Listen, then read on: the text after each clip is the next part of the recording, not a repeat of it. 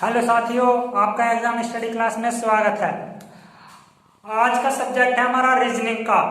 ठीक है, और जो रीजनिंग में टॉपिक चलेगा आपका सदस्यता मतलब एनालॉजी। ठीक है, इस एनालॉजी ये चार प्रकार के होते हैं। जैसे पहले शब्द वर्गीकरण में बताया था मैंने, एनालॉजी में भी वही होते हैं। शब्द वर्गीकरण, शब्द सदस्यता, अक्षर वाला, संख्या वाला और शब्द अक्षर दोनों मिक्सचर करके आता है। ठीक है, तो इसमें एक दूसरे से मतलब दो तो संबंध रखते हैं, फिर जो तीसरा वर्ड आएगा उससे तुलना करने कहते हैं। ठीक है, तो पहले मैं एग्जांपल देके करूंगा। ठीक है, तो एग्जांपल सुन लो एक बार। एग्जांपल है, जो संबंध कीटाणु का बीमारी से है तो जंग का किससे संबंधित है। देखो देखो जैसे कीटाणु का संबंध, कीटाणु का संबंध होता है बीमारी से। तो जंग से किससे संबंधित है? जंग से किससे संबंधित है? देखो, कीटाणु बीमारी मतलब बीमारी से बचने के लिए हमें कीटाणु से बचने के लिए हमें बीमारी से ये करना पड़ता है। ठीक है, फिर जंग से किससे संबंधित है? जंग का किससे संबंधित है? जंग से हमारा तबाही। जब हमारा जंग होगी तो तबाही मचेगी। ठीक है, इसमें हम कीटाणु से लड़ेंगे। बीमारी से बचने के लिए हमें कीटाणु से लड़ना पड़ेगा, इसलिए हमें जंग से तबाही से बचने के लिए हमें जंग से लड़ाई करनी पड़ेगी। ठीक है, तो जब जंग होगी जब तबाही होगी, और जब कीटाणु होंगे जब बीमारी होगी। ठीक है, ऐसे दूसरा एग्जांपल है संख्या का, अक्षर वर्गीकरण का मतलब इंग्लिश वर्ड का। ठीक है, देखो जैसे डीजे ई के, इससे संबंधित है, इससे इसका संबंधित है। तो इसका तीसरा वर्ड क्या है? तो टी वाई से संबंधित कौन सा वर्ड है? ठीक है, इससे ये संबंधित है, तो इससे संबंधित है। क्या संबंधित है? देखो कैसे, देखो डी के बाद ई आता है, +1 हो रहा है। जे से के आता है, +1 हो रहा है। ठीक है, इससे संबंधित यू ही रखना है। देखो टी से संबंधित, टी से इसमें +1 हो रहा है, तो टी में +1 करेंगे कितना आएगा? यू। वाई में +1 करेंगे कितना आएगा? जेड। क्या आएगा? You Z. तो आंसर क्या होगा? You Z.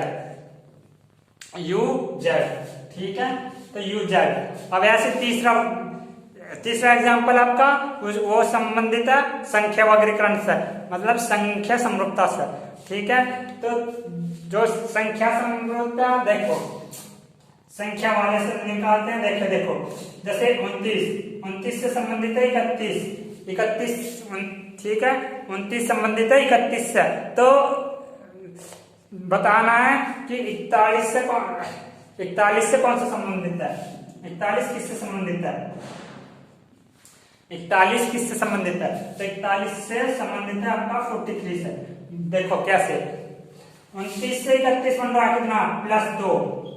+2 हो रहा है। 29 से 31 बन रहा है, +2 हो रहा है। फिर ऐसे 31 से +2 करना है, 41 में +2 करना है, 41 में +2 करना है, कितना आएगा? 43। तो 43 आंसर बैठेगा आपका 43। ठीक है, 43 आंसर बैठेगा आपका। ठीक है, ये तीनों के सब। ठीक है, शब्द, अक्षर और संख्या। और एक और होता है जो दोनों मिलकर बनते हैं, शब्द भी आ जाते हैं उसमें, अक्षर भी, संख्या भी आ जाती है। ठीक है, देखो उसे और देख लो।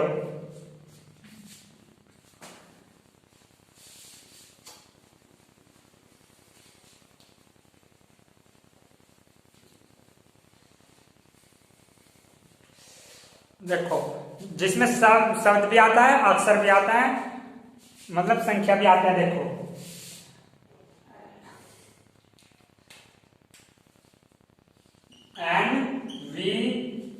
NVG एनवीजी से संबंधित है कितना 13520। ठीक है 13520। ये होगा आपका इंग्लिश वर्ड का, ये होगा आपका संख्या का। अब देखो अभी क्या बताना है, WZN का बताना है। देखो एन कौन से नंबर पर आता है, 14 नंबर पर आता है। ठीक है 14 से 13 बन रहा है, क्या बन रहा है, 1 घट रहा। ठीक मतलब अपोजिट है, मतलब अपोजिट है। 14 से 13 बन रहा है अपोजिट। एम 13 पे एम आता है, 5वें पे क्या आता है ई। ठीक है अब ये क्या है 20वें पे क्या आता है टी। एम 20वें पे क्या आता है टी। देखो अब देखो जो एन है एन का क्या होता है अपोजिट होता है। वी का ई क्या होता है अपोजिट होता है। ठीक है ये अपोजिट हो गया, विपरीत। जी से टी बन रहा है, टी कौन से पता है 20वें पे, तो 20वें पे क्या आ रहा है टी, तो जी का टी विपरीत होगा। ये तीनों क्या हो गए विपरीत, ये तीनों क्या हो गए विपरीत। ठीक है अब विपरीत, अब इसका भी विपरीत करना है। क्या करना है विपरीत।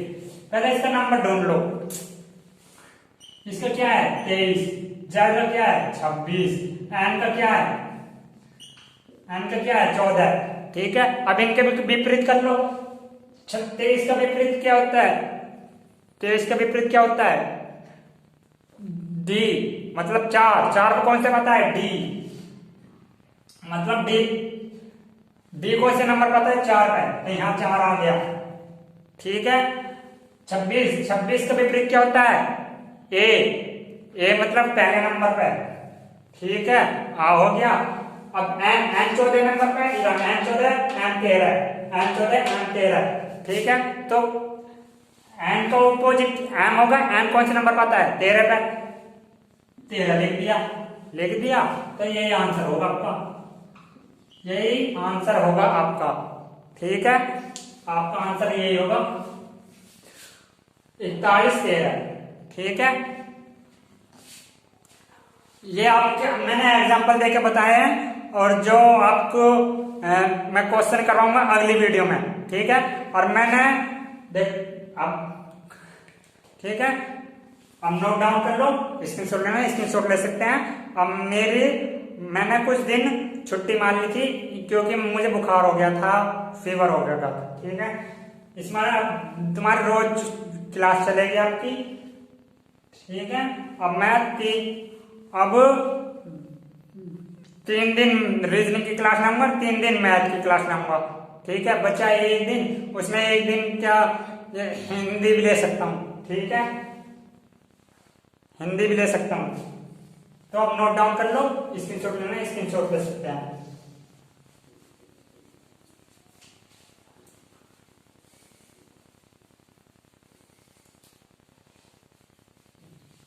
अब आपकी 3 दिन मैथ चलेगी, 3 दिन रीजनिंग जैसा।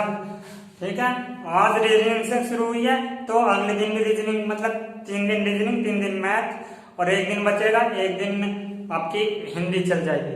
ठीक है आज के लिए यहाँ तक ही ये एग्जाम्पल थे, और जो आपको क्वेश्चन करवाएंगे अगले वीडियो में करवाएंगे। ठीक है thank you very much and धन्यवाद। और हाँ आप हिंदी चलेगी, आपकी रीजनिंग चलेगी